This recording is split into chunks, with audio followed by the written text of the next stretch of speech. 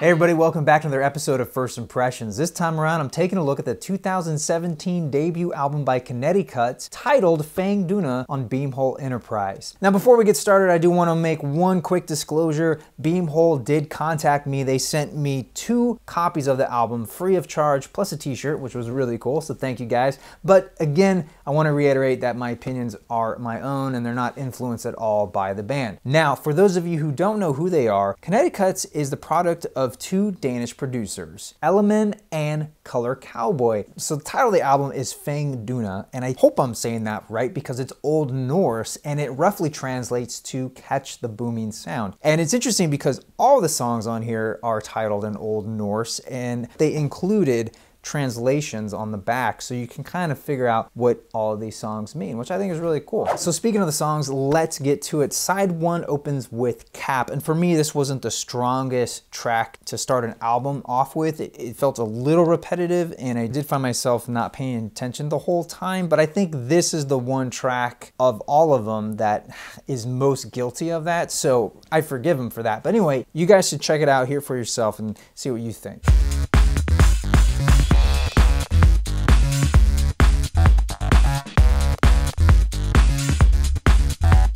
This is the back cover, and I'll get more into the packaging a little bit later, but underneath all the track names, they give a little blurb on what it actually means. So that last track, Cap, means essentially let's race. Now track 2, this is where things got really interesting for me. I loved this little computerized voice that came in at the beginning, and it just had really fun little computerized blips and bloops.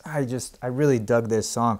And this one essentially translates to ghost.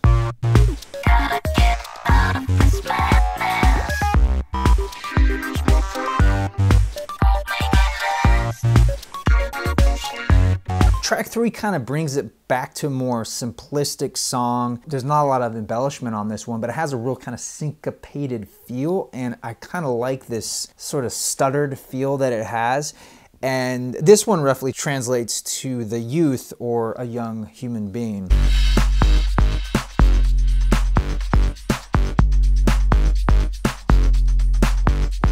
So the last song on side A is Tundra, which roughly means to burn or go up in flames. And this one was really interesting to me. It went all these different places and it literally had a bridge in the middle of it, which I was not expecting at all. Between track 2 and track 4, one of those is my favorite.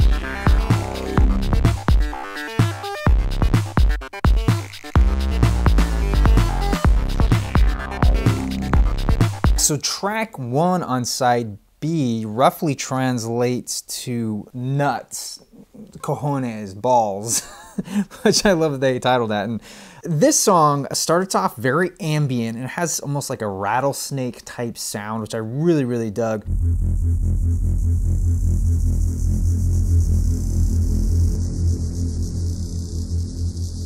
This one was very unsettling, and I kind of could see it being used in a very intense scene in a TV show or film. It kind of lends itself to that. It puts you on edge, and I think that was a great way to open side B. It just recaptures your attention, like, whoa, hey, hold up, listen up, the record's not done yet.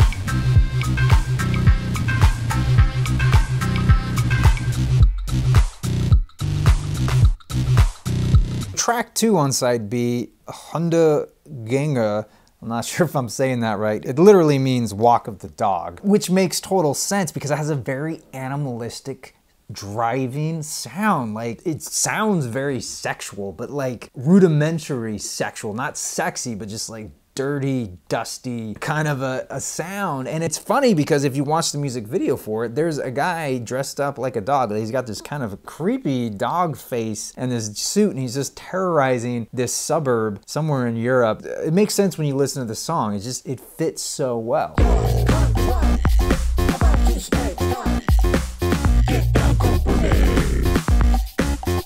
Track 3 is Verk, which roughly means work, but it also can mean pain or suffering, which is hilarious. But for me, this song really reminded me of, well, it gave me flashbacks of playing pole position on my Atari 5200.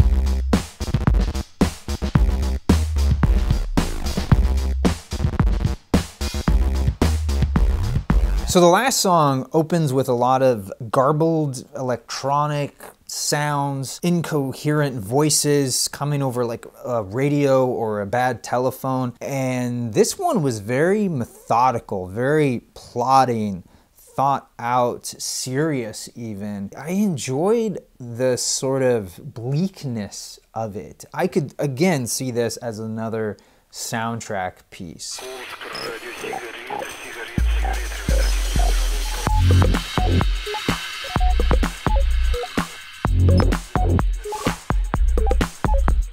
So since I'm holding it, I might as well tell you guys about this packaging because it is exquisite. These guys clearly outdid themselves. Apparently it took a year to design this jacket alone, and I'll show you why. So on the cover here, we have this planet that's made out of all these different instruments and speakers and electronic things, and it's so indicative of the album. It really does represent, for me, the music on this record. It is so detailed. The printing on this is really well done. You know, it kind of has a steampunk feel. I love the use of purple and green and this brown. It really is striking. Opening it up, because this is a gatefold, but it has sort of an advent calendar type feel. So each of these panels represents a track on the album. So you have 1, 2, 3, 4, 5, 6, 7, and 8. And so when you open these up, each one is a representation of the track. You have the title right there. It's sort of an artistic interpretation of what is going on in the music, which I think is really cool. So here's track 2. Oh, a little graphic there. Here's track 3, really cool. And you can see the name right there. Here's track 4. Track 5. Look at these balls. Track 6. Track 7. And finally, track 8. That's one of the coolest 8-track players I've ever seen. I'd love to have one of those. And on the back here, again, you have the translations, you have some honorable mentions. They actually list out all the different instruments that they use. So if you guys are interested, you can check it out right here. Very cool. I love the attention to detail, but it is not done yet. Also included is a poster of that cover. Look at that. Super deluxe, and then again you have the tracks right across here. And then this is what I love. The inner sleeve features cosmic pot holders to hold the hot wax that's inside of here. I love that. I love that they thought of that. And of course, here's the record. This is side A with a reprint of that front image. And then on the back there, you have side B listing out the tracks. And I love how they say not this side, listing out side A right there. My final takeaway, I do recommend this album, especially if you're a fan of electronic music. I feel you'll really enjoy this album. I'm excited to see what these guys put out next because this album was very consistent all the way through. They knew exactly how much to put in, and they had an economy of beats and sounds. They didn't overwhelm you, and the placement of all the tracks was really well done. Overall, it has a very consistent vibe, but each song had a unique sound. It didn't all sound the same. It didn't all blur together. I really enjoyed that. For me, I think I will most enjoy this album in the car on a road trip with some friends because it lends this nice atmosphere. You're on the road, you're going someplace, you're talking, you're having a great time, and there's this driving beat soundtrack that keeps the spirits up, and I really like that. And there's not a lot of vocals and things to kind of interrupt your talking. It just sort of lends itself to this conversation starter. So anyway, guys, I enjoyed this album, but I want to you guys have to say, are you a fan of electronic music? What other great artists are there out there? What do you think of this album overall? Be sure to leave me a comment down below. Until then, thank you so much for watching. I'm your Vinyl Geek, and I'll catch you on the flip side. Well, hey guys, thanks again for checking out this episode of First Impressions. Now, if you're hungry for more First Impressions, I put a playlist right there, as well as a video that YouTube will pick for me, and my social media links are right there, so if you want to reach out and say hi, you can do so.